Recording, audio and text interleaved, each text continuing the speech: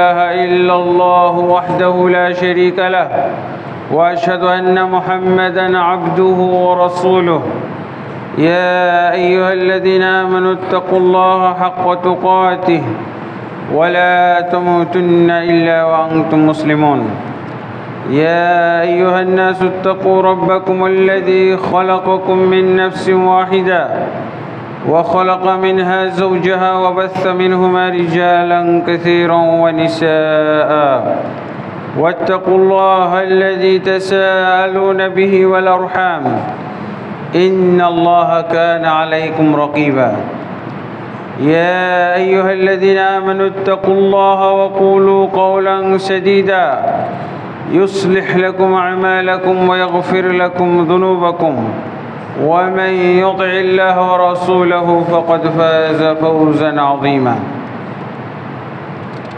أما بعد فإن خير الحديث كتاب الله وخير الهدي هدي محمد صلى الله عليه وسلم وشر الأمور محدثاتها وكل محدثة بدعة وكل بدعة ضلالة وكل ضلالة في النار أما بعد فأعوذ بالله من الشيطان الرجيم محمد رسول الله والذين معه أشداء على الكفار رحماء بينهم تراهم ركعا سجدا يبتغون فضلا من الله ورضوانا سيماهم في وجوههم من أثر السجود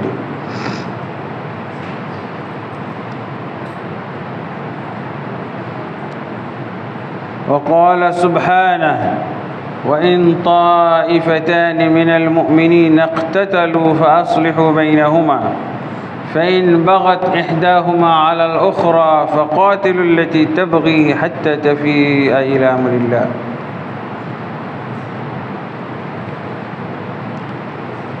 وقال سبحانه لا ينهاكم الله عن الذين لم يقاتلوكم في الدين ولم يخرجوكم من دياركم أن تبروهم وتقسطوا إليهم إن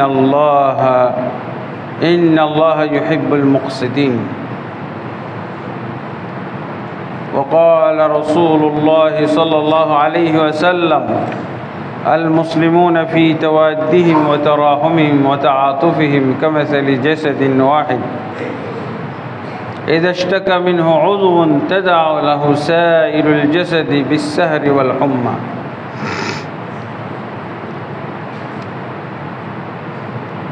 আলহামদুলিল্লাহ আল্লাহ তাবারক ওয়া তাআলার অসংখ্য অগণিত তারিফাত গুণগান এবং শুকরিয়া যে আল্লাহ আমাদেরকে বাংলাদেশের সৃষ্ট উদ্ভূত এই ফিতনা ফাসাদের মধ্যে সুস্থ রেখে ঈমানের সাথে এবং আমলের সাথে আমাদেরকে বাঁচিয়ে রেখেছেন এবং আমাদেরকে সালাতুল জুমা আদায় করার জন্য আদাবরস্ত এই সহি আকীদা ও মানহাজ চর্চার মসজিদ বাইতুল মামুর চাঁদ মসজিদে আসার তৌফিক দান করেছেন আলহামদুলিল্লাহ রব্বিল আলামিন নবী মুহাম্মদুর রাসূলুল্লাহ সাল্লাল্লাহু আলাইহি সাল্লামের প্রতি অসংখ্য অগণিত দুরুদ ও সালাম নাজিল হোক আল্লাহুম্মা সাল্লি আলাইহি আল্লাহুম্মা বারিক আলাইহি আল্লাহুম্মা সাল্লিম আলাইহি অতঃপর সম্মানিত মুসল্লিয়ানে কেরাম আমরা আজকে যে বিষয়ে খুতবা প্রদান করব মনে করেছি সেটা হলো এই বাংলাদেশ তথা 95% মুসলিমের দেশ, মুসলিম অধ্যুষিত দেশ, এই দেশে এই মুসলিম সমাজের উদ্দেশ্যে উদ্ভূত পরিস্থিতিতে আমরা কি ধরনের পদক্ষেপ নিতে পারি, কি ধরনের আমাদের মনোভাব, কি ধরনের আমাদের চিন্তা ভাবনা, চিন্তা চেতনা থাকা উচিত, কি করা উচিত কি না করা উচিত, এই বিষয়ে কিছু দিক নির্দেশনা আমরা গ্রহণ করার চেষ্টা করব, দেওয়ার চেষ্টা করব, আল্লাহ যদি তৌফিক দান করেন। ওমা তৌফিক ইল্লা বিল্লাহ। আমরা আসলে যে কোনো উদ্ভূত পরিস্থিতি হোক না কেন, মুসলিম ব্যক্তি, মুসলিম সমাজের আলেম, খতিব, ইমাম, তাদের উচিত ইসলামের দৃষ্টিতে কি সমাধান সেটা দলিলের ভিত্তিতে সমাধান দেওয়া, দলিলের ভিত্তিতে কথা বলা। কিন্তু আমরা অনেক সময় দলিলের মধ্যে থাকতে পারি না। আমাদের ইসলাম যত দুর্বল, আমাদের কোরআন হাদিসের ব্যাপারে জ্ঞান যত কম, তত আমরা কি করি? বিবেকের দিকে যাই। তত আমরা বিবেকের দিকে যাই, নিজেদের সাধারণ জ্ঞানের উপরে ভিত্তি করি, আবেগের উপরে চলি। দলিল নাই, ইসলামের জ্ঞান নেই, কোরআন হাদিসের সমাধান জানি না, তখন কি? এটা খুব সস্তা জিনিস, খুবই সস্তা। অজ্ঞতার ভিত্তিতে কথা বলা সস্তা না, মূর্খতার ভিত্তিতে কথা বলা খুবই সস্তা, আবেগের ভিত্তিতে কথা বলা খুব সস্তা। কিন্তু মুসলিম ব্যক্তির এমন করার কোনো সুযোগ নাই। মুসলিম ব্যক্তিকে সবসময় ইসলাম নিয়ে থাকতে হবে, ইসলামের সমাধান নিয়ে তাকে চলতে হবে। পৃথিবীর কেউ মানুক আর নাম, কিন্তু মুসলিম ব্যক্তির বাইরে যাওয়ার কোনো সুযোগ নাই। পৃথিবীর সবার চলে যাওয়ার সুযোগ আছে, সমস্ত বিধর্মীদের চলে যাওয়ার সুযোগ আছে।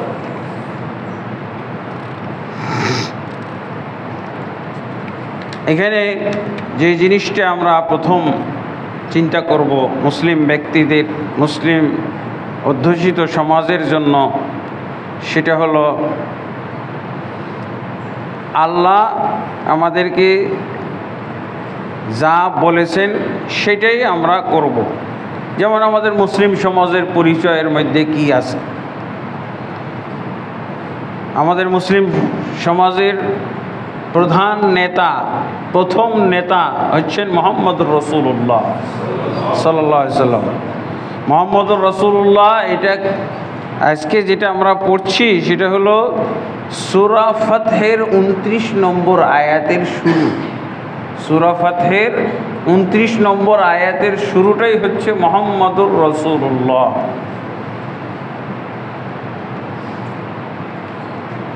তা এখানে আল্লাহ কি বলছেন? মুহাম্মদ সাল্লাল্লাহু আলাইহি ওয়াসাল্লাম সম্পর্কে তার পরিচয়, একটা পরিচয় দিচ্ছেন। মুহাম্মদ সাল্লাল্লাহু আলাইহি ওয়াসাল্লামের পরিচয় মানে কি? মুসলিম সমাজের পরিচয়। ইসলাম, ইসলামের যারা দায়ী, ইসলামের যারা আলেম, তাদের পরিচয়। মুহাম্মদুর রাসূলুল্লাহ ওয়াল্লাযীনা মাআহু, মুহাম্মদ সাল্লাল্লাহু আলাইহি ওয়াসাল্লাম এবং যারা তার সাথে রয়েছেন। সাথে রয়েছে আল্লাহ রাসূল সাল্লাল্লাহু আলাইহি ওয়াসাল্লামের সাথে ফিজিক্যালি থাকা। ফিজিক্যালি থাকা কার পক্ষে সম্ভব? সাহাবায়ে কেরাম। আর ফিজিক্যালি সাথে না থেকে রাসূলুল্লাহ সাল্লাল্লাহু আলাইহি ওয়াসাল্লামের সুন্নাহ এবং আদর্শের সাথে থাকা, এটা কাদের কাজ? এটা হলো মুহাম্মদ সাল্লাল্লাহু আলাইহি ওয়াসাল্লামের যারা অনুসারী। হয় সুন্নাহ এবং ফিজিক্যালি দুইটার সাথেই মুহাম্মদ সাল্লাল্লাহু আলাইহি ওয়াসাল্লামের সাথে থাকতে হবে। আর মুহাম্মদ সাল্লাল্লাহু আলাইহি ওয়াসাল্লাম যখন বেঁচে নেই, তিনি যখন মৃত্যুবরণ করেছেন, তখন তার সুন্নাহর সাথে থাকতে হবে। সুন্নাহ, তার হাদিস, তার আদর্শ, তার ছেড়ে যাওয়া দিন, এর সাথে থাকতে হবে। তা আল্লাহ নিজেই পরিচয় দিচ্ছেন যারা মুহাম্মদ সাল্লাল্লাহু আলাইহি ওয়াসাল্লামের সাথে থাকবে তাদের কি অবস্থা। আশিদ্দাউ আলাল কুফফার, তাদেরকে কাফেরদের উপরে কঠোর হইতে হবে। তাদের পরিচয় হলো তারা কাফেরদের বিরুদ্ধে কঠোর। কে বলতেছেন? দয়াময় আল্লাহ, রহমানুর রহিম আল্লাহ বলতেছেন কি যে মুহাম্মদ সাল্লাল্লাহু আলাইহি ওয়াসাল্লাম এবং তার সাথে যারা থাকবে তাদের পরিচয় হলো আশিদ্দাউ আলাল কুফফার, তারা কাফেরদের বিরুদ্ধে কঠোর, নির্দয় বলা যায়, কঠিন, কঠোর কঠিন। রুহামাউ বাইনাহুম, তবে তারা পরস্পর, মুহাম্মদ সাল্লাল্লাহু আলাইহি ওয়াসাল্লাম এবং তার সাথে যারা আছে তারা পরস্পরে রুহামাউ বাইনাহুম, এক আরেকজনের প্রতি দয়াশীল, মমতাময়, সৌহার্দ্যপূর্ণ তারা থাকবে। কেমন সৌহার্দ্য সেটারও ইতিহাস পাওয়া যায়। মৃত্যুর পূর্ব মুহূর্ত পর্যন্ত তার মুমিন ভাইয়ের প্রতি দয়াশীল থাকবে। ইয়ারমুকের যুদ্ধের ঘটনা, পানির কারণে মারা যাচ্ছে, আহত হয়েছে, রক্তক্ষরণ হচ্ছে, কিছুক্ষণের মধ্যেই মারা যাবে, সে সময় পানির প্রয়োজন পড়ে। তো একজন পানি পানি করতেছে, তার কাছে পানি নিয়ে আসছে, দেখা যাচ্ছে যে আর এক ভাই পানি পানি করতেছে, বলছে ওকে দাও, ওকে দাও, ওকে দাও পানি। এটা হলো রোহামা। নিজের জীবনের চাইতে মুমিনের জীবনের কি মায়া বেশি করবে। এটা হলো মুহাম্মদ সাল্লাল্লাহু আলাইহি ওয়াসাল্লাম এবং তার সাথে যারা থাকবে, তার আদর্শের সাথে থাকবে, তাদের পরিচয়। তাই এই ওয়াজের দরকার আছে না? 95% মুসলিম মুমিন অধ্যুষিত দেশে এই ওয়াজেরই তো দরকার। এই ওয়াজ হইলেই তো শেষ। তাহলে আমাদের এই 95% মুসলিম অধ্যুষিত দেশে মাত্র 5%-এর বিরুদ্ধে কঠোর হইতে হবে, তাই না? 5%, তাও আবার যুদ্ধ অবস্থা হইলে। যুদ্ধ অবস্থা না থাকলে না, যুদ্ধ অবস্থা যদি থাকে। আর এমনি আপনার কঠোরতা থাকবে আল্লাহর জন্যে। এটা কঠোরতা কিসের জন্যে? রাজনীতির কারণে না, গদির কারণে না, পদের কারণে না, দখলদারি ভাব নিয়ে নয়। এটা হলো ঈমানের কারণে, ইসলামের কারণে, আল্লাহর কারণে, রাসূলের কারণে, দ্বীনের কারণে, তাওহীদের কারণে। তাহলে মাত্র 5% হয়তো 5%-এর বিরুদ্ধে কঠোরতা থাকতে পারে। তারপরও যুদ্ধ অবস্থা হইলে এটা আরো ব্যাখ্যা আসতেছে পরে। রুহামাউ বাইনাহুম, তারা পরস্পরে কি হবে? দয়াশীল। আর রাসূলুল্লাহ সাল্লাল্লাহু আলাইহি সাল্লাম এইটার ব্যাখ্যা দিয়েছেন কেমন হবে। আল মুমিনুনা ফি তাওয়াদ্দিহিম ওয়া তারাহুমিহিম ওয়া তাআতুফিহিম, মুমিনরা, মুসলিমরা তারা পরস্পরে সৌহার্দ্যের দিক থেকে, মমতার দিক থেকে, মায়া দয়ার দিক থেকে কি হবে? একটা বডির মতো হবে। একটা বডি, 200 কোটি মিলে এক বডি। যদি 200 কোটি, বাংলাদেশে যদি 95% মুসলমান থাকে, 15 কোটি মুসলমান থাকে, তাহলে এই 15 কোটি মুমিন মুসলিমদেরকে আল্লাহ রাসূল সাল্লাল্লাহু আলাইহি ওয়াসাল্লাম এই আয়াতের ব্যাখ্যা করতে গিয়ে কি বলছেন? যে তারা এক বডির ন্যায় থাকবে। আমার এই বডিটার কোন অঙ্গটাকে আমি বেশি মহব্বত করি আর কোনটাকে কম মহব্বত করি বলেন তো?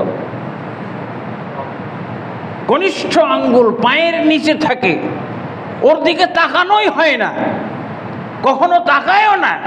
ব্যবহার করি ঠিকই, কিন্তু কনিষ্ঠ আঙ্গুল হয়তো তাকিয়েও দেখি না। সবসময় কি যত্ন করি নাকি? সবটা অঙ্গ প্রত্যঙ্গের দিকে নজর রাখতে পারি?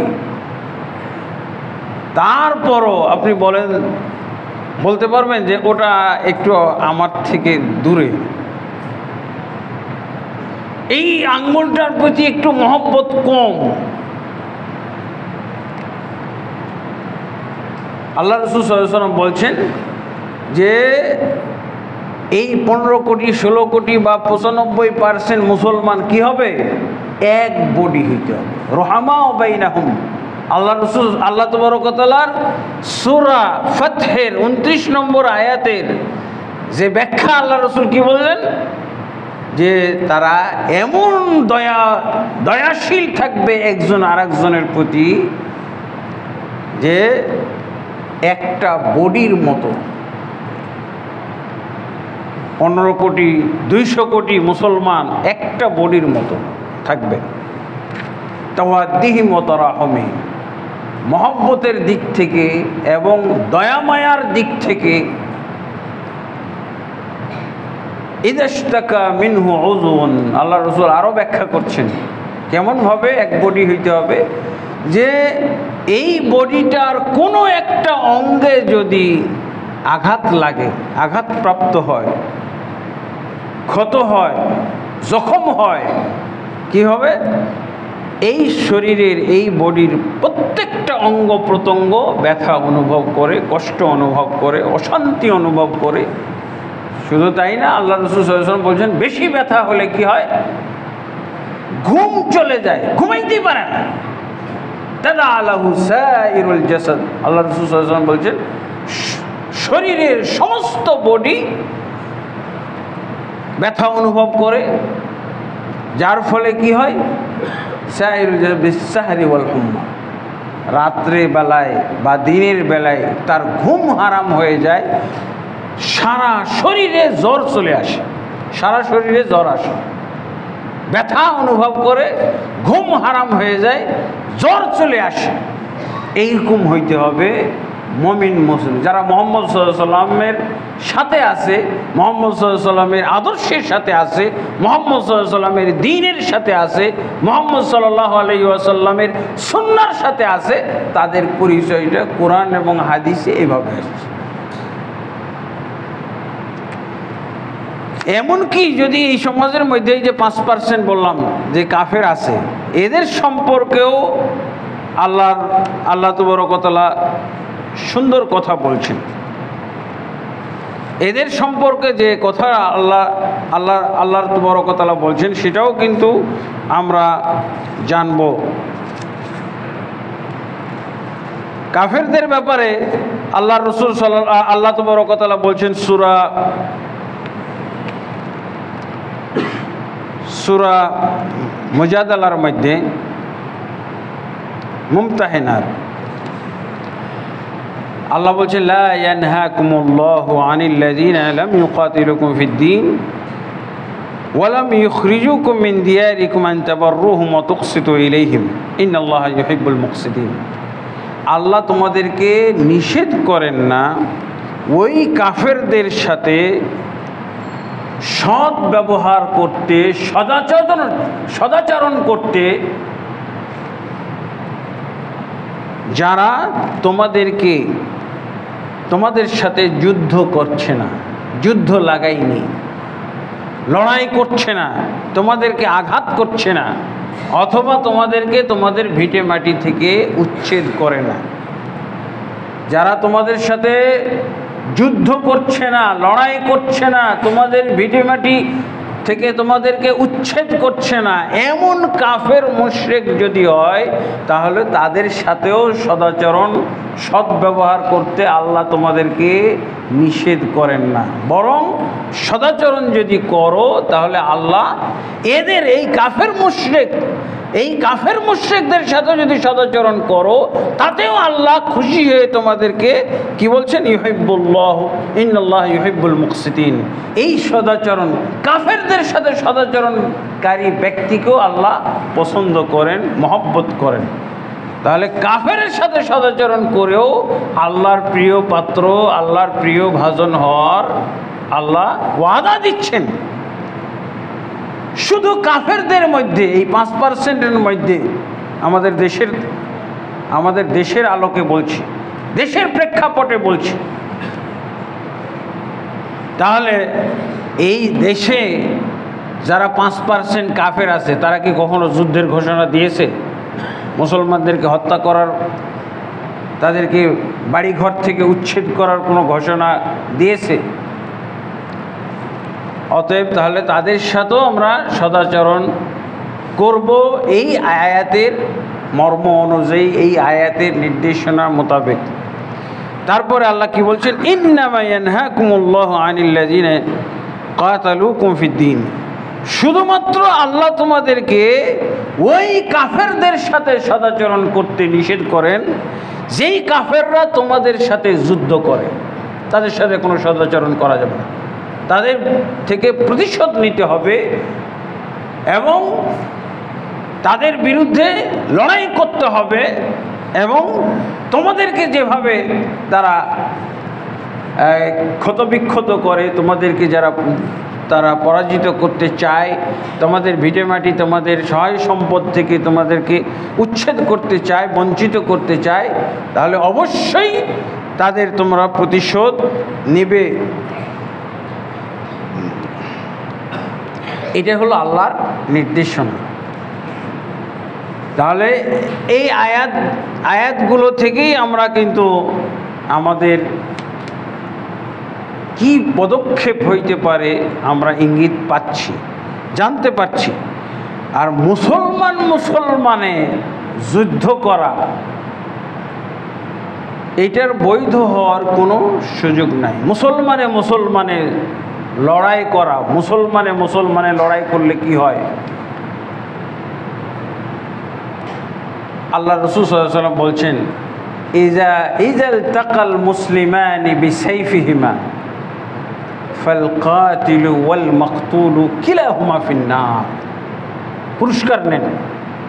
মুসলমান 95% মুসলমান, তার মধ্যে এক শ্রেণীর মুসলমান আরেক শ্রেণীর মুসলমানকে যদি হত্যা করে, হত্যা এমনি কি করে নাকি? অস্ত্র শস্ত্র নিয়ে যেতে হয় না? হত্যা করার যদি নিয়ত থাকে, তাকে যদি ধ্বংস করার নিয়ত থাকে, তাহলে কি অস্ত্র শস্ত্র নিয়ে বের হবে না? তা আল্লাহ রাসূল সাল্লাল্লাহু আলাইহি ওয়াসাল্লাম বলছেন, যখন দুজন মুসলমানের দুইটা গ্রুপ, দুইটা দল, যখন তারা অস্ত্র শস্ত্র নিয়ে মোকাবেলায় নামবে, মারামারিতে নামবে, আল্লাহ তাহলে তো মারামারিতে যখন নামলো অস্ত্র শস্ত্র নিয়ে, একজন মারা যাবে আর একজন হত্যাকারী হবে, তাই না? এটাই তো স্বাভাবিক। দুই অবস্থার কোনো একটা অবস্থা তো হবেই। দুইজন ব্যক্তি, দুইটা দল মারামারি করতে গেছে, তাহলে আল্লাহ রাসূল সাল্লাল্লাহু আলাইহি ওয়াসাল্লামের ফয়সালা হলো, আল্লাহ রাসূল সাল্লাল্লাহু আলাইহি ওয়াসাল্লাম বলেছেন, মুসলিম ব্যক্তির পরিচয় তো আগেই আল্লাহ রাসূল সাল্লাল্লাহু আলাইহি ওয়াসাল্লাম দিলেন। আগেই তো আমরা শুনলাম, আল্লাহর কাছ থেকে শুনলাম, কোরআন থেকে। এবার মুসলিম ব্যক্তির প্রতি যদি দয়া মমতা সে ত্যাগ করে, সৌহার্দ্য ত্যাগ করে, মিল মোহাব্বত ত্যাগ করে যদি হত্যা করার জন্য মোকাবেলায় নামে, সংঘর্ষে লিপ্ত হয়, আল্লাহ রাসূল সাল্লাল্লাহু আলাইহি ওয়াসাল্লাম এই মুসলমানদের পুরস্কার ঘোষণা করছেন কি? শোনেন, ফাল কাতিলু ওয়াল মাকতুলু কিলাহুমা ফিন্নার। হত্যাকারী আর নিহত উভয়ই জাহান্নামে যাবে। কেউ জান্নাতে যেতে পারবে না, কেউ জাহান্নাম থেকে রেহাই পাবে না। উভয়কেই জাহান্নামে পাঠিয়েছেন আল্লাহ রাসূল সাল্লাল্লাহু আলাইহি ওয়াসাল্লাম। তা আমরা কি বলবো? খতিবরা কি বলবে? মুহাম্মদ সাল্লাল্লাহু আলাইহি ওয়াসাল্লামের সাথে যারা থাকবে, মুহাম্মদ সাল্লাল্লাহু আলাইহি ওয়াসাল্লামের আদর্শ নিয়ে যারা থাকবে, মুহাম্মদ সাল্লাল্লাহু আলাইহি ওয়াসাল্লামের দ্বীন যারা পালন করবে, তারা কি বলবে? এই হাদিসে তরজমা করবে বাস। কিসের পক্ষ আর বিপক্ষ? রাসূলুল্লাহ সাল্লাল্লাহু আলাইহি ওয়াসাল্লাম বলছেন, ফাল কাতিলু ওয়াল মাকতুলু কিলাহুমা ফিন্নার। আপনি যদি বিচার করেন, মুসলিম হিসেবে বিচার করেন, ইসলাম ধর্মে থেকে যদি আপনি বিচার করেন, বিবেচনা করেন, তাহলে এইটা হবে আপনার ফয়সালা। ফাল কাতিলু ওয়াল মাকতুলু কিলাহুমা ফিন্নার। হত্যাকারী এবং নিহত উভয়ই জাহান্নামী। এই হাদিসগুলো মুসলিম ব্যক্তি শুনলে এক মুসলমান আর এক মুসলমানকে হত্যা করার জন্য বাড়ি থেকে বের হয়, অস্ত্র হাতে নিতে পারে, তার কোন দিক দিয়ে ফায়দা আছে, কোন দিক দিয়ে সে লাভবান হতে পারছে? তার ইহকাল পরকাল সবই তো ধ্বংস হয়ে গেল। ইহকালে আর ধ্বংসের কি দরকার? সে তো নিহত। নিহত হয়ে যাওয়ার পর আর থাকে কি তার? সে তো শেষ, খতম, ধ্বংস। আর পরকালও ধ্বংস। পরকালে সে জান্নাত পাবে? পশ্চিম কালেও না। কিলাহুমা ফিন্নার, উভয়ই জাহান্নামী। সাহাবায়ে কেরামের এই বুঝতে কষ্ট হলো, যেমন হয়তো অনেক মুসল্লির কষ্ট হচ্ছে যে নিহত হলো সে কেন জাহান্নামে যাবে। তো সাহাবায়ে কেরামেরও বুঝতে কষ্ট হয়েছিল। ইয়া রাসূলুল্লাহ, হাযাল কাতিলু ফামা বালুল মাকতুল। হত্যাকারী জাহান্নামে যাবে, হত্যাকারী জান্নাত থেকে বঞ্চিত হবে, এটা তো বুঝে আসতেছে, এটা তো বুঝতেছি, কিন্তু ফামা বালুল মাকতুল, এই বেচারা তো নিহতই হয়ে গেল, সে তো মাজলুম, সে তো নিহত হয়ে গেছে, তাকে তো পুড়িয়ে ফেললো, তাকে তো ঝাঁঝরা করে ফেললো, তাকে তো টুকরো টুকরো করে ফেললো। তো এই মাকতুল ব্যক্তির কি কারণ? সে কেন জাহান্নামে যাবে? তার জাহান্নামে যাওয়ার কারণ কি? সে দুনিয়াতেও এত কষ্ট করলো, দুনিয়াতে সে এত কঠিন নির্যাতনের শিকার হলো, ছিন্ন ভিন্ন করে ফেলা হলো, পুড়িয়ে ছাই করে ফেলে দেওয়া হলো, আবার সে জাহান্নামেও পড়বে, এটা কেমন কথা? আল্লাহ রাসূল সাল্লাল্লাহু আলাইহি ওয়াসাল্লাম বলছেন, কানা হারিসান বিকতলি আখি। এই জন্য নিয়তের কারণে এই জাহান্নামে যাবে। কারণ যখন সে বাড়ি থেকে বের হয়, যখন সে অস্ত্র নিয়ে মোকাবেলায় নামে, তখন এই নিহত ব্যক্তিও চেয়েছিল তার প্রতিপক্ষকে এরকম করার, এরকম করবে, এটা তারও নিয়ত ছিল, কিন্তু সে দুর্বলতার কারণে সে পারে নাই, উল্টাটা হয়ে গেছে। একই ঘটনা ঘটাইতে চেয়েছিল এই লোক, এই নিহত ব্যক্তিও একই ঘটনা ঘটাইতে চেয়েছিল, কিন্তু সে অপারগ, সে ব্যর্থ হয়েছে, সে কার্যকর করতে পারে নাই নিয়তের কারণে। নিয়তের মধ্যে তো সে এরকমটাই মনোবাসনা নিয়ে আসছিল, এরকমই তার মাথায় একটা চিত্র ছিল যে প্রতিপক্ষকে এরকম লাশ বানিয়ে দিব, ছিন্ন ভিন্ন করে দেব, পুড়িয়ে ছারখার করে দেব, টুকরা টুকরা করে দেব। সেও তো চিন্তা করেছিল, এই কল্পনা নিয়েই মোকাবেলায় আসছিল, কিন্তু পারে না, অপারগ। এই জন্য সে বঞ্চিত হবে না, এই সব সে পেয়ে যাবে। তাকে আল্লাহ অবশ্যই জাহান্নামে দিবেন, সে জান্নাতে যেতে পারবে না। আল্লাহু আকবার। তো এই হাদিসগুলো আমাদের কয়জন মুসলমানের মুখস্থ আছে? কয়জন মুসলমান আমরা শুনি? আবেগ, কিসের যে আবেগ? হয়তো দুনিয়াবি কোনো স্বার্থের আবেগ, স্বার্থটা পাইল না। এই জন্য তো আল্লাহ রাসূল সাল্লাল্লাহু আলাইহি ওয়াসাল্লাম বলছেন যে তুমি যদি অপারগ হও, তোমার স্বার্থ, তোমার হক নষ্ট করে ফেলছে। তা আল্লাহ রাসূল সাল্লাল্লাহু আলাইহি ওয়াসাল্লাম তারপরও বলেননি যে তুমি অস্ত্র নিয়ে বের হও তোমার হক আদায় করার জন্য। আল্লাহ কি বলছেন? আল্লাহ রাসূল, তোমার হকটা আল্লাহর কাছে চাও, আল্লাহর কাছে তোমার হক চাও। আল্লাহ কি দিতে পারেন না হক? আমি লেখাপড়া করেছি, আমি একটা কওমি মাদ্রাসায়, ঢাকা ইউনিভার্সিটি আলিয়াতে পড়েছি, কওমি মাদ্রাসা, একটা কওমি মাদ্রাসায় লেখাপড়া করেছি 8-10 বছর, সার্টিফিকেট দেয় নাই। কেন? বলছে তোমার ক্লাসের ছাত্ররা অমুক সংগঠন করে, তো অমুক সংগঠন করলে তো দিব না। তা আমি তো করি না, তা আমাকে দেন সার্টিফিকেট, এতদিন লেখাপড়া করলাম। তো বলছে যে না, ওদেরকে নিবৃত করতে হবে, ওদেরকে অমুক সংগঠন, মানে ধর্মীয় ইসলামী সংগঠন, একটা আলাদা সংগঠনই ধরেন, ওই সংগঠন থেকে যদি ফিরাইতে পারো তাহলে তুমি সার্টিফিকেট পাবে, নাহলে নাই। এই যে 8-10 বছর লেখাপড়া করলাম, সার্টিফিকেটই দিল না। এটা আমার একটা হক না? তো কী করব? এই হকটার জন্য আমি কি করব? আল্লাহর কাছে চাইছি, আল্লাহ এর চেয়ে ভালো কিছু দিয়েছে, ভালো মানে শত শত গুণ ভালো দিয়েছে। একটা সার্টিফিকেট নিয়ে কী করে? কওমি মাদ্রাসার সার্টিফিকেট নিয়ে কী করে? কিছু হয়? আর আল্লাহ কত কিছুই দিল। আল্লাহর ভান্ডারে অভাব নাই। আমার ইমানের অভাব, আমার ইসলামের অভাব, আমার দ্বীনের অভাব, আমার ইসলামী জ্ঞানের অভাব। আল্লাহর প্রতি ইমানটাই গেল কোথায়? আল্লাহর প্রতি ইমান, এই যে আল্লাহ এই কথাগুলো বলে রাখছেন, রাসূল সাল্লাল্লাহু আলাইহি ওয়াসাল্লাম এই কথাগুলো বলে রাখছেন। আপনার হক তো কয় পয়সার হক? আপনার হকটা কয় পয়সার হক? আল্লাহর ভান্ডারে অগণিত, অসীম, অফুরন্ত আপনার জন্য প্রস্তুত করা আছে। যদি আপনি এগুলো পড়েন, এই হাদিসগুলো পড়েন, এই কোরআনের আয়াতগুলো পড়েন। আর রাসূল সাল্লাল্লাহু আলাইহি ওয়াসাল্লাম বলছেন যে তোমাদের হক যদি কারো কাছে নষ্ট হয় তাহলে আল্লাহর কাছে চাও, তুমি যদি না পাও তাহলে আল্লাহর কাছে চাও। কোনো একটা হাদিসও পাওয়া যাবে না যে তাকে হত্যা করে হলেও তোমার হকটা আদায় করে নাও।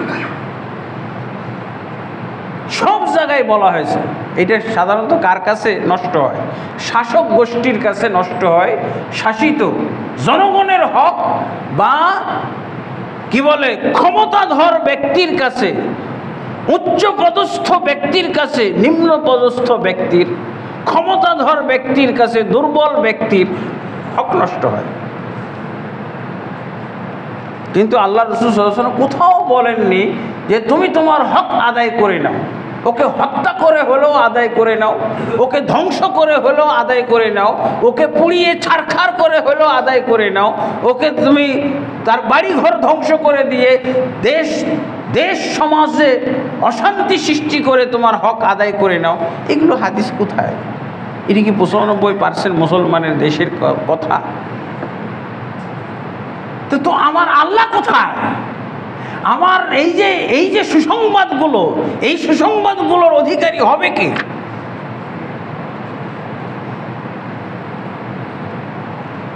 আল্লাহু আকবার। এটা পরীক্ষিত। কিন্তু আমাদের অবস্থাটা হচ্ছে কি? আমরা 95% মুসলমান কিসের?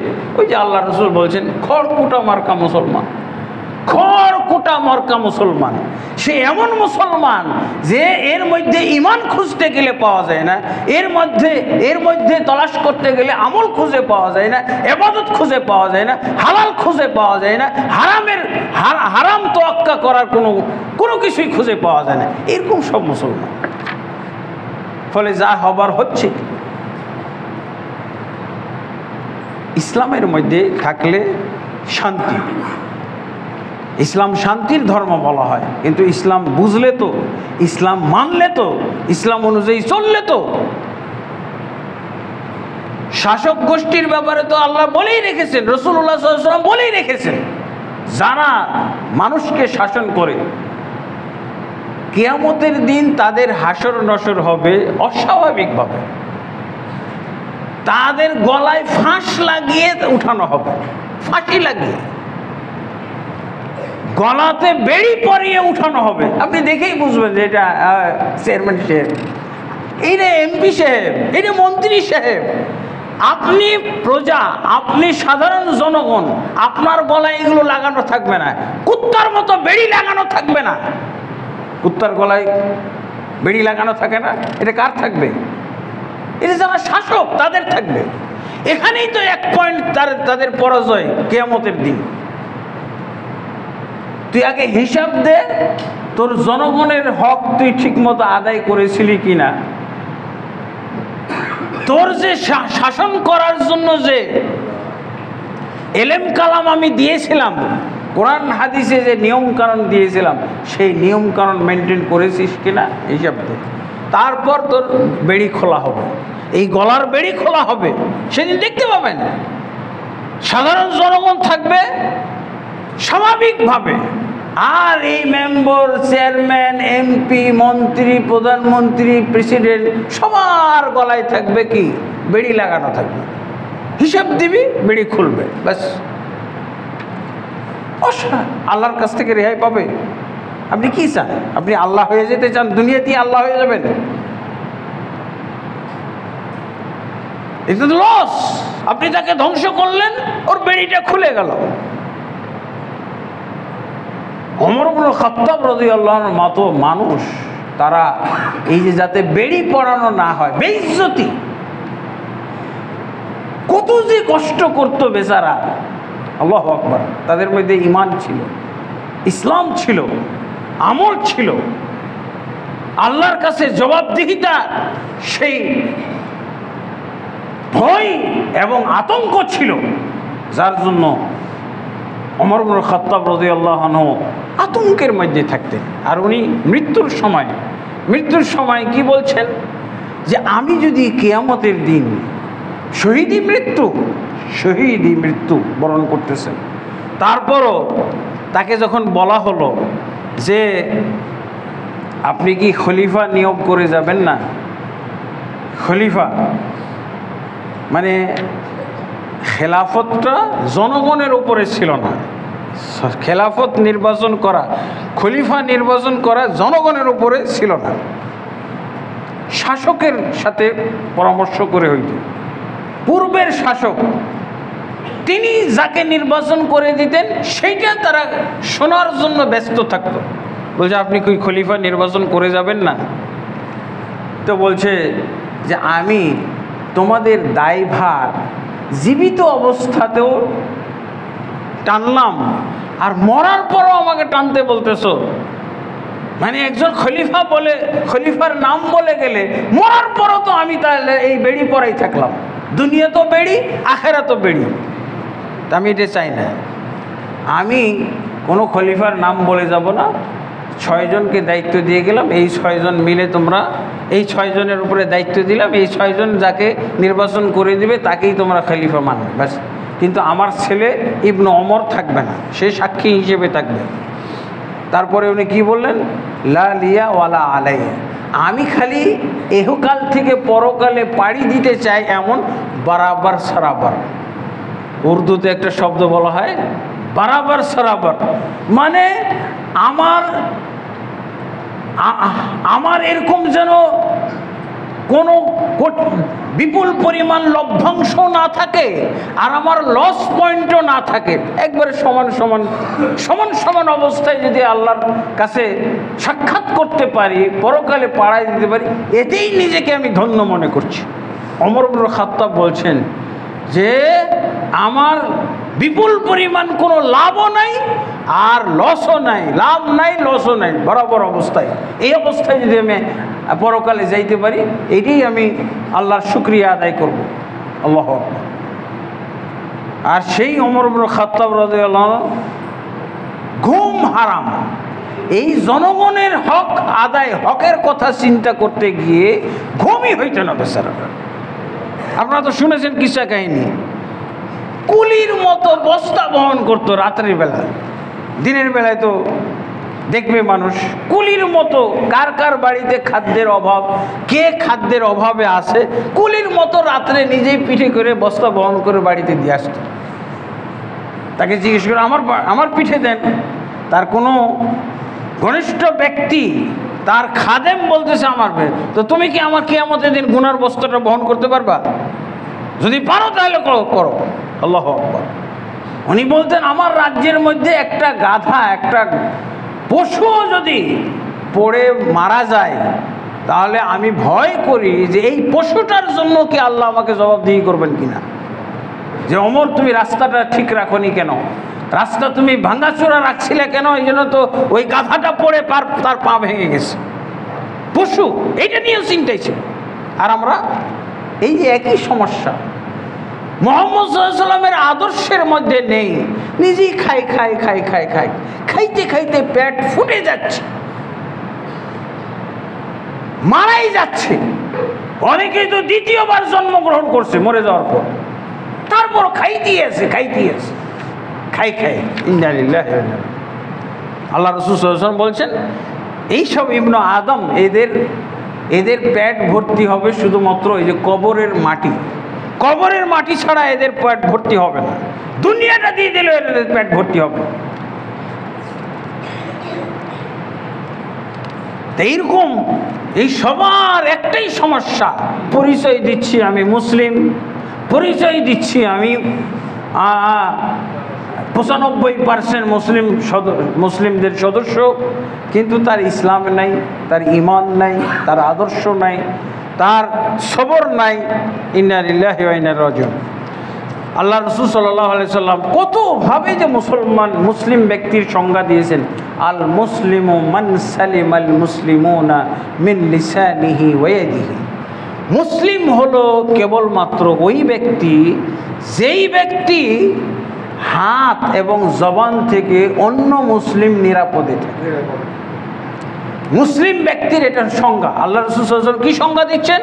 আল মুসলিমু মান সালিমাল মুসলিমুনা মিন লিসানিহি ওয়া ইয়াদিহি। মুসলিম হলো সেই ব্যক্তি যেই ব্যক্তি হাত এবং জবান থেকে, হাত জবান থেকে মানে কি, হাত দিয়ে তাকে আঘাত করবে না। আমি মুসলিম কখন? যদি আমার হাত দ্বারা ইচ্ছাকৃতভাবে কাউকে আঘাত না করি, কাউকে ঢিল না মারি, কাউকে পাথর না মারি, কাউকে যদি আমি অস্ত্রের খোঁচা না দেই, তাকে যদি আমি গুলি না করি, তাহলে এটা হলো মুসলিম। এই ব্যক্তিকে মুসলিম বলা হয়। আল্লাহ রাসূল সাল্লাল্লাহু আলাইহি ওয়াসাল্লামের সংজ্ঞা অনুযায়ী এই ব্যক্তি হলো মুসলমান। ওয়াইয়াদিহি, এবং তার হাত থেকে এবং তার জবান, গালি দেওয়া যাবে না, তাকে কটু কথা বলা যাবে না, গীবত করা যাবে না, তার বিরুদ্ধে মানুষের কাছে তার দোষ ত্রুটি বলা যাবে না। গীবতের পর্যায়ে যেন না যায়। দোষ ত্রুটি তো সময় মতো অবস্থা বিশেষে বলা যায়। সাক্ষীর কাজ কি? ইসলামে যে সাক্ষীর বিধান আছে, সাক্ষীর বিধান কি? সাক্ষী ব্যক্তি তো দোষ ত্রুটি বলার জন্য, কিন্তু ওটা বিচার ব্যবস্থার একটা অংশ। খামাখা খালি কোনো কাজ নাই, দোষ ত্রুটি বর্ণনা করতে থাকবেন। শুধরানোর জন্য বলা যায়। কার কাছে? অমুক ব্যক্তি অমুক দোষে জড়িত, অমুক ব্যক্তি নামাজ পড়ে না, কার কাছে বললেন?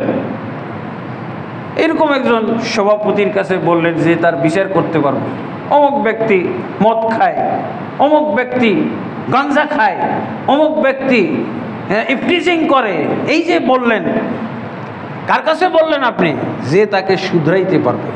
অভিভাবকের কাছে বললেন, নেতার কাছে বললেন, কিন্তু খামাখা আপনি প্রচার করে বেড়াচ্ছেন, কোনো কাজ নাই, তাকে শুধরানোর কোনো উদ্দেশ্য নাই, তাকে ঠিক করা কোনো উদ্দেশ্যই নাই।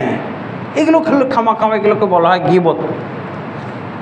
যদি উদ্দেশ্য থাকে আপনাকে তাকে শুধরানো এবং যথাযথ ব্যক্তির কাছে যদি বলা হয়, তাহলে এটা গীবত হয় না, এটা সহজ হিসাব।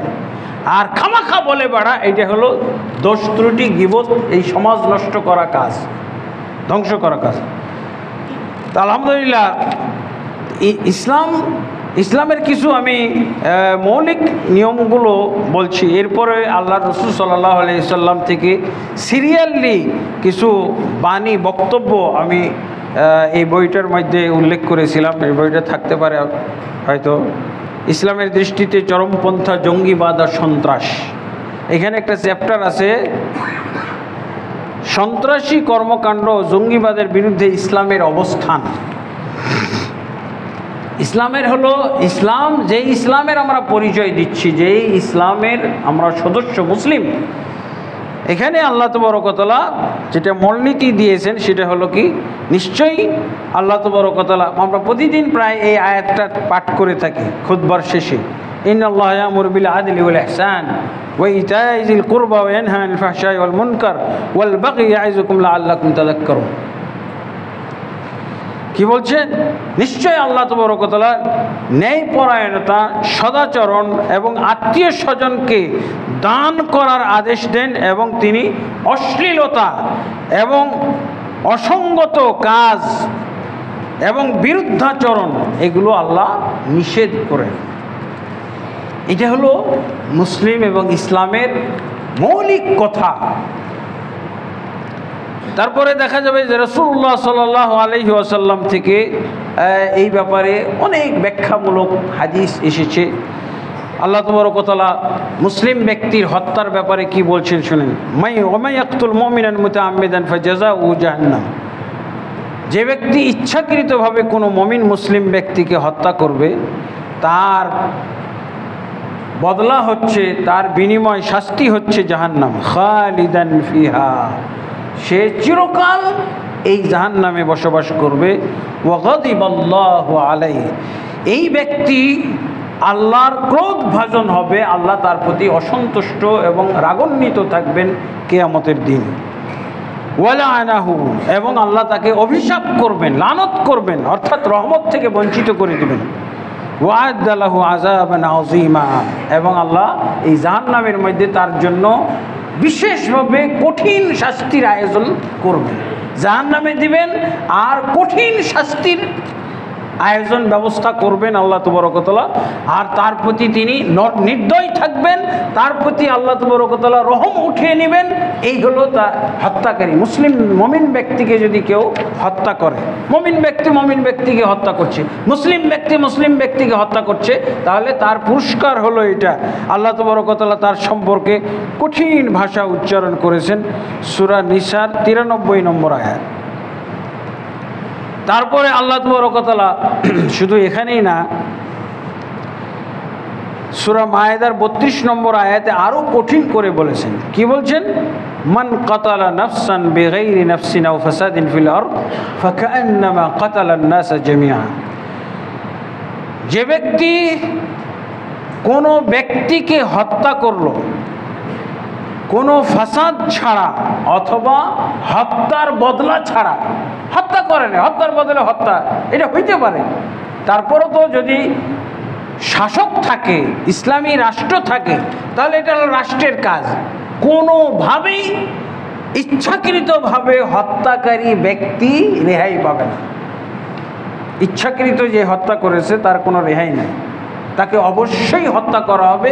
100% নিশ্চয়তা আছে ইসলামী রাষ্ট্রে, ইসলামী সমাজে, তার কোনো রেহাই পাওয়ার সুযোগ নাই। কাজেই হত্যার বদলে সে তো হত্যা হচ্ছে। যদি হত্যার বদলে, তারপরও যদি কেউ হত্যার বদলে হত্যা অথবা কোনো ফাসাদ সৃষ্টি করা ছাড়া, ফাসাদ যদি সৃষ্টি করে, ফাসাদ মানে বিশৃঙ্খলা, আল ফিতনা তো আকবর মিনাল কাতল, বলা হয়েছে ফিতনা ফাসাদ সৃষ্টি করা হলো হত্যার চাইতে মারাত্মক। হত্যার চাইতে মারাত্মক মানে কি? হত্যা তো হয় দুজনের মাঝে, একজন আর একজনকে হত্যা করে দেয়। আর ফিতনা ফাসাদের কারণে একটা জাতি নিহত হয়ে যেতে পারে, একটা দেশ নিহত হয়ে যেতে পারে। এই জন্য ফিতনা করাটা, আর ফিতনা অনেক সময় একজন থেকেও আসতে পারে, একটা পরিবার থেকেও আসতে পারে ফিতনা। এই জন্য ফিতনার অঙ্কুরেই যাতে তাকে ধ্বংস করে দেওয়া হয়, ফিতনা ফাসাদকে।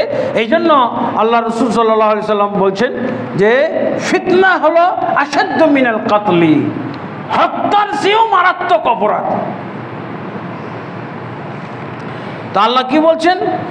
যদি কোনো ব্যক্তিকে হত্যা করে, হত্যার বদলা ছাড়া অথবা ফাসাদ সৃষ্টি করা ছাড়া, বিপর্যয় সৃষ্টি, বিশৃঙ্খলা সৃষ্টি করা ছাড়া, ফাকান্নামা কাতালান নাসা জামিআন, সে ব্যক্তি যেন গোটা মানব জাতিকেই হত্যা করল।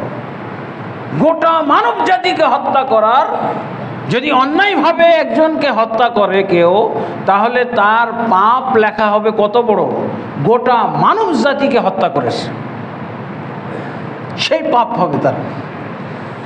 ওয়ামান আহইয়াহা, আর যদি কোনো ব্যক্তিকে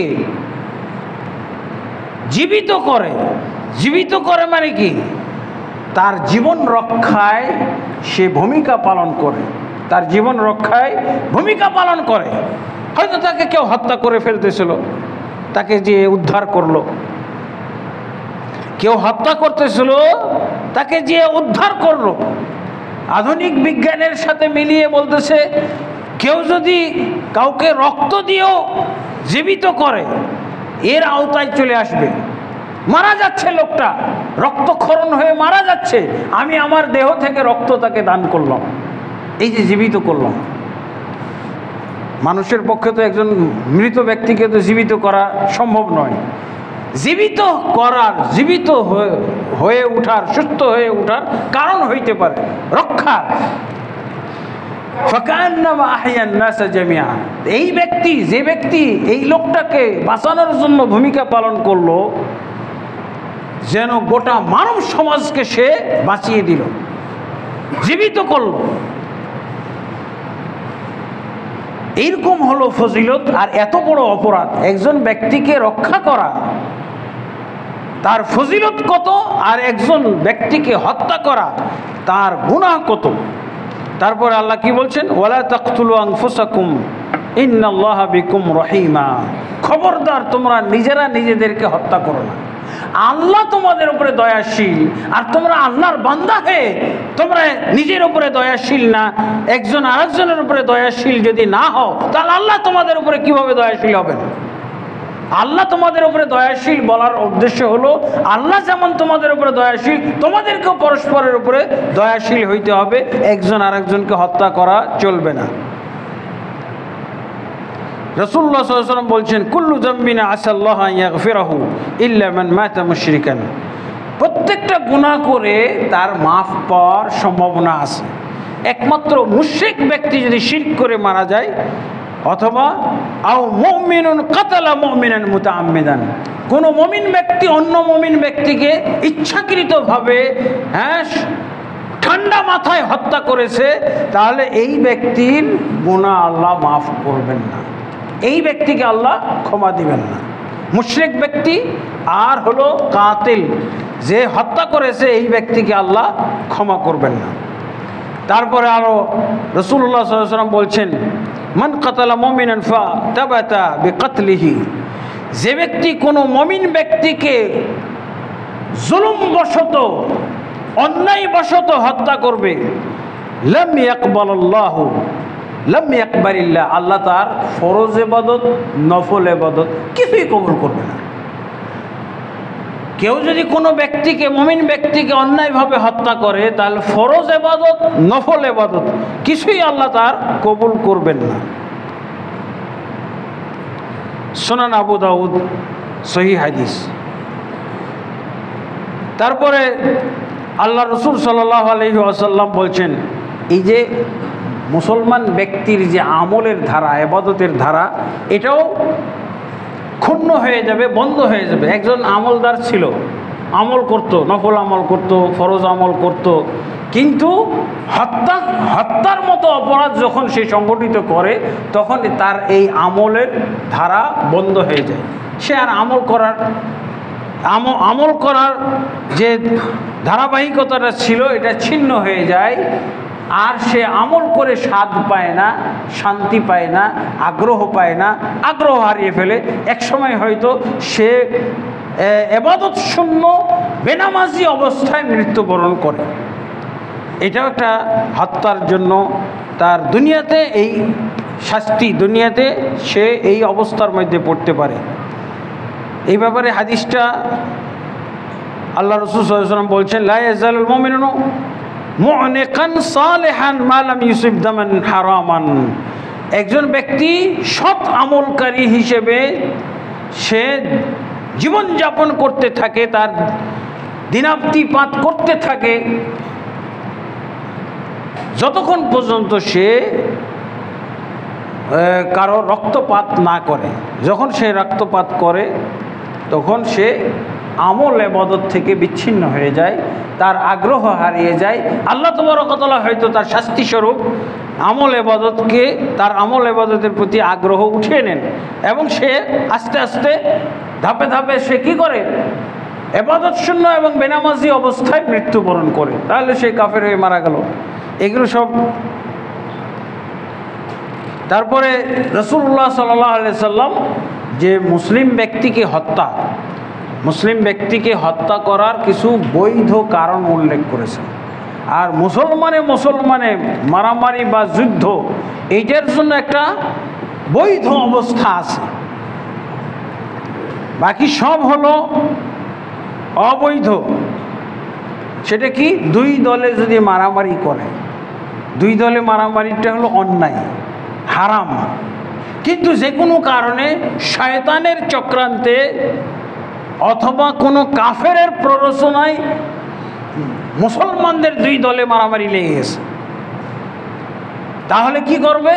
মুসলমানদের তৃতীয় কোনো দল এসে সমাধান করবে, দুই দলের মধ্যে সমাধান টানবে।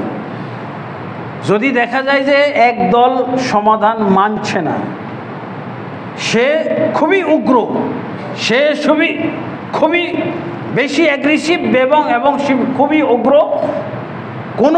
কোনোভাবেই সে মারামারি থামাইতে চাচ্ছে না, যুদ্ধ থামাইতে চাচ্ছে না, সে কায়দা পেয়েছে, এখন দুর্বল পক্ষকে সে কচুকাটা করবে, এরকম অবস্থা, কোনোভাবেই সমাধান মানছে না। তাহলে তৃতীয় পক্ষ এই উগ্র পক্ষকে, এই বিরুদ্ধাচরণকারী পক্ষকে দমন করার জন্য যুদ্ধ করতে পারে। এটা হলো একটা বৈধ যুদ্ধ ইসলামে। কিন্তু সবাইকে মুমিন বলা হয়েছে, সবাই আবার মুমিন। দুর্বল পক্ষ মুমিন, সবল পক্ষ, উগ্র পক্ষ মুমিন, আর সমাধান করতে আসছে তৃতীয় পক্ষ, এরাও মুমিন, কেউ কিন্তু কাফের না। এই ব্যাপারে সূরা হুজরাতের মধ্যে আয়াত এসেছে। আল্লাহ তাবারক ওয়া তাআলা বলছেন সূরা হুজরাতের 9 নম্বর আয়াত, 9 এবং 10 নম্বর আয়াতে পাবেন এই সমাধানটা। আর মুমিন সমাজের মধ্যে হত্যার তিনটা কারণ আছে, তিনটা কারণে জড়িত হইলে তাকে হত্যা করা যাবে, এবং এটা রাষ্ট্রের পক্ষ থেকে বিচার করে হত্যা করবে।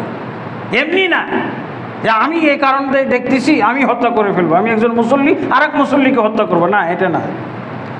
আর এটা হলো দুই দেশ হইতে পারে, অথবা একই দেশের দুইটা গ্রুপ হইতে পারে। একই দেশে দুইটা গ্রুপ আছে, এই দুই গ্রুপে মারামারি লেগেছে, তৃতীয় কোনো গ্রুপ তাদের মাঝে সমাধান করে দিবে। যদি সমাধান না মানে, যেই পক্ষ মানতেছে না সেই পক্ষের বিরুদ্ধে যুদ্ধ করবে। এই যুদ্ধ হলো মুসলমানের যুদ্ধ। এটা হলো বৈধ, এটা হলো হালাল, এটা হারাম নয়, এটার বৈধতা দেওয়া হয়েছে। এটা এই সময় ওয়াইন তায়ফাতানি মিনাল মুমিনিনা ইকতাতালু ফাসলিহু বাইনাহুমা, যদি মুমিনদের দুইটা দল যুদ্ধে লিপ্ত হয়, লড়াই করে, তাহলে তোমরা দুই দলের মধ্যে সমাধান করে দাও, সমঝোতা করে দাও। ফাইন বাগাত ইহদাহুমা আলাল উখরা, সমাধান করতে এসে যদি দেখো যে এক দল আর এক দলের উপরে বাড়াবাড়ি করেছে, তাহলে ফাকাতিলুল্লাতী তাবগী, তাহলে তোমরা সেই বাড়াবাড়িকারী উগ্র দলটার বিরুদ্ধে তোমরাও অস্ত্র হাতে নাও, তাদের সাথে দুর্বলদের পক্ষ অবলম্বন করে তাকে দমন করো। যখন সে পরাজিত হবে তখন আবার তাদেরকে একবারে সমূলে ধ্বংস করে দিও না। যখন তারা পরাজিত হয়ে গেল, যুদ্ধক্ষান্ত দাও, বসে সমঝোতা করে আবার মীমাংসা করে দাও, আবার যেন তারা আগের মতো দুই দল একসাথে এক সমাজে এক রাষ্ট্রে এক বসবাস করতে পারে, এই পরিবেশ সৃষ্টি করো। এমন নয় যে তুমি ধ্বংস করে একেবারে তাদেরকে একবারে সমূলে বিলীন করে দেবে, নিশ্চিহ্ন করে দেবে, এরকম না। খালি পরাজিত করার পর এবার সমাধান মানো, সমঝোতায় যখন আসবে, চুক্তিতে আসবে, চুক্তি করে দাও সাথে সাথে। আর একটাও যেন নিহত না হয়, আর একটা লোকও যেন নিহত না হয়, আহত না হয়, বাস এইটা আল্লাহ। তারপরে আল্লাহকে বলছেন ইন্নামাল মুমিনুনা ইখওয়া, মুমিনরা সবাই পরস্পরের ভাই। লড়াইকারী দুই পক্ষ ভাই, সমাধান করতে এসেছে সেও ভাই, সবাই ভাই ভাই। যতক্ষণ পর্যন্ত সে শিরকে লিপ্ত না হচ্ছে, কুফরিতে লিপ্ত না হচ্ছে, সে তাওহীদ থেকে বেরিয়ে না যাচ্ছে, কুফরিতে না সে প্রবেশ করছে, তাহলে তাদের মাঝে তোমরা পরস্পর সবাই ভাই ভাই, মুমিন মুসলিমরা সবাই ভাই ভাই। কারো ভ্রাতৃত্ব ক্ষুণ্ণ হয় নাই, যুদ্ধ হয়ে গেছে ঠিকই, কিন্তু ভ্রাতৃত্ব, ইসলামী ভ্রাতৃত্ব ক্ষুণ্ণ হয় নাই, মুমিন হিসেবে রয়ে গেছে। এটাই হলো এই আয়াতটাই দিয়ে সমাধান। এই আয়াতটাই হলো সাহাবীদের মধ্যে যে যুদ্ধ বিগ্রহগুলো ঘটে গেছে এই আয়াতের অনুকূলে। অনেকে আমরা অজ্ঞতার কারণে দোষারোপ করে থাকি, কিন্তু এই আয়াতের আওতায়, সূরা হুজরাতের এই 9 নম্বর আয়াতের আওতায় যাই ঘটে গেছে এই 9 নম্বরের আওতায় আছে। আলী রাদিয়াল্লাহু আনহু মুআবিয়া রাদিয়াল্লাহু আলীর বিপক্ষে ছিল, আর সেই আলী রাদিয়াল্লাহু আনহু আনহুর দল এবং মুআবিয়া রাদিয়াল্লাহু আনহুর দল সবাই আবার মিলে একাকার হয়ে গেল। সবাই মিলে একাকার হয়ে গেছে না, যুদ্ধ চলেছে বহুদিন, কিন্তু চলেছে কেন? এই আয়াতের আওতায়। তো আলহামদুলিল্লাহ। আর 3টা কারণে মুমিন ব্যক্তিকে হত্যা করা যায়। সেই কারণগুলো কি? রাসূলুল্লাহ সাল্লাল্লাহু আলাইহি সাল্লাম বলছেন, লা ইয়াহিল্লু দামু ইমরিইন মুসলিমিন ইয়াশহাদু আল্লা ইলাহা ইল্লাল্লাহ ওয়া আন্নী রাসূলুল্লাহ ইল্লা বিইহদা সালাস। কোনো ব্যক্তির, মুসলিম সমাজে, মুসলিম রাষ্ট্রে কোনো ব্যক্তিকে হত্যা করা চলবে না, নাজায়েজ, হারাম। যে হত্যা করবে তার শাস্তি আমরা শুনলাম। তবে রাষ্ট্রীয়ভাবে হত্যা করা যাবে 3টা দোষে। 1 নম্বর কি? আস-সাইয়্যিবুজ জানি, বিবাহিত জিনাকারী, জিনাকারিনী। যদি বিবাহিত জিনাকারিনী ধরা পড়ে এবং সাক্ষী পাওয়া যায়, 4টা সাক্ষী যদি পাওয়া যায় তাহলে তাদেরকে হত্যা করতে হবে। এই হত্যা হলো হালাল, বৈধ। এই হত্যার বিপক্ষে একজন মুসলিম ব্যক্তিও দাঁড়াইতে পারবে না যে আমি এটার প্রতিবাদ করি, এই হত্যা চলবে না, মানবতা বিরোধী কাজ। মানবতা বিরোধী বলে কেউ এর বিপক্ষে দাঁড়াইতে পারবে না। যে এর বিপক্ষে দাঁড়াবে তাকে ধরে নিতে হবে যে এ হলো কুফরি, এ কাফের, মুরতাদ ধরতে হবে তাকে, এবং সেও একটা দোষে নিহত হবে, হত্যা করা হবে তাকে। আর নাফসু বিন নাফসি, হত্যার বদলে হত্যা। এই লোক হত্যা করেছে অমুককে, তাহলে তাকেও হত্যা করা হবে। এমনকি ভুল ক্রমেও যদি হত্যা করে তাও হত্যা করতে হবে। আর ভুল ক্রমে যদি হত্যা করে তাহলে সেই ক্ষেত্রে যদি মাফ দিয়ে দেয় তাহলে সে মাফ পেয়ে যাবে। এমনকি ইচ্ছাকৃত হত্যা করলেও যদি তার পরিবার তাকে ক্ষমা করে দেয়, এবং আল্লাহর কাছে সে ক্ষমা পাবে কিনা সেটা হলো পরের কথা। দিয়াত নেওয়ার মাধ্যমে সৌদি আরবে 1 লক্ষ রিয়াল হত্যার বদলে হত্যা করা হবে। যদি সে দিয়াত 1 লক্ষ রিয়াল দিতে পারে তাহলে তাকে রেহাই দেওয়া হবে। আর এটা যদি নিহত ব্যক্তির পরিবার গ্রহণ করতে সম্মত হয়, রাজি হয়, তাহলে তাকে রেহাই দেওয়া হবে। অন্যথায় হত্যার বদলে হত্যা, আর কোনো বিকল্প পথ নাই। হত্যার বদলে হত্যা করেছে, এটা কোনো লবিং করে, কোনো লোক ধরে, কোনো প্রেসিডেন্ট, কোনো মন্ত্রী, প্রধানমন্ত্রী, কেউ, এই যে একটা ফালতু নিয়ম, অপরাধীকে প্রেসিডেন্ট যদি ক্ষমা দিয়ে দেয় ক্ষমা পেয়ে যাবে, হবে না। এটা আল্লাহ রসুলেরও অধিকার নাই, মুহাম্মদ সাল্লাল্লাহু আলাইহি সাল্লামের অধিকার নাই। চোরের হাত কাটা হবে একজন মহিলার, তাতেই সুপারিশ করতে এসেছিল কুরাইশ বংশের সব মান্যগণ্য লোকগুলো। কতগুলো মান্যগণ্য লোক আসছে যে কুরাইশ বংশের মহিলা, কিন্তু আপনারও বংশ, মান ইজ্জত সব শেষ, হাত কাটেন না। কোনোভাবে রেহাই দেওয়া যায় কিনা দেখেন। মুহাম্মদ সাল্লাল্লাহু আলাইহি সাল্লামকে বলছে এসে, মুহাম্মদ সাল্লাল্লাহু আলাইহি সাল্লাম কি বললেন? লাউ সারাকাত ফাতিমাতু বিনত মুহাম্মদ লাকাতাতু ইয়াদাহা। কিসের তুমি ফাতেমা বিনতু জাহাসের কথা নিয়ে আসছো? আরে মুহাম্মদের মেয়ে ফাতেমাও যদি চুরি করতো তারও একই বিচার ছিল, কেউ তাকে রেহাই দিতে পারত না। প্রেসিডেন্ট বা প্রধানমন্ত্রী ক্ষমা করে দিবে একজন অপরাধীকে, এই সুযোগ ইসলামে নাই, মুসলমানে নাই। অপরাধী ব্যক্তিকে ক্ষমা করতে পারে একমাত্র তার পরিবার, একমাত্র তার ওয়ারিসরা যদি চায়। এছাড়া আর পৃথিবীতে কেউ ক্ষমা করতে পারবে না। আল্লাহ রাসূল সাল্লাল্লাহু আলাইহি ওয়াসাল্লামও না। তাহলে হত্যার বদলে হত্যা করা হবে, কেউ সুপারিশ করে এটা বন্ধ করতে পারবে না, কোনো টাকা পয়সা দিয়ে পারবে না। একমাত্র যে তার সমপরিমাণ যে দিয়াত আছে এই দিয়াত গ্রহণ করে যদি তারা মাফ করতে চায় তাহলে করবে। আর একটা হলো মুফারিকুল জামাত, জামাত ত্যাগকারী ব্যক্তি, দল ত্যাগ করেছে। দল ত্যাগ মানে কি? ইসলামের দল ত্যাগ করেছে, আপনার দল না, ইসলামের দল ত্যাগ করেছে। আপনি যেই দল করেন না একটাও না, এগুলো এটা হলো ইসলামের দল। যেই ইসলামের দল একটাই হবে, বাংলাদেশে একটাই ইসলামের দল, একজনই লোক এই দল পরিচালনা করে, একজন লোক দলটা পরিচালনা করে, এই দল, সেটা হলো খলিফাতুল মুসলিমিন, আমিরুল মুমিনিন, রাইসুদ্দৌলা, রাষ্ট্রের যিনি রাষ্ট্রপতি, ইসলামী রাষ্ট্রের রাষ্ট্রপতি। আবার আপনি বুঝে নিয়েন না যে বাংলাদেশের রাষ্ট্রপতি, ইসলামী রাষ্ট্রের রাষ্ট্রপতির আন্ডারে যে দল চলে, যে দল মানে গোটা গোটা দেশের নাগরিকরা মিলে এই দল, তার ইসলামের বিরুদ্ধে চলে যায়, এই দল ত্যাগ করতেছে। দল ত্যাগ করা মানে কি? কোথায় যেতে চায়?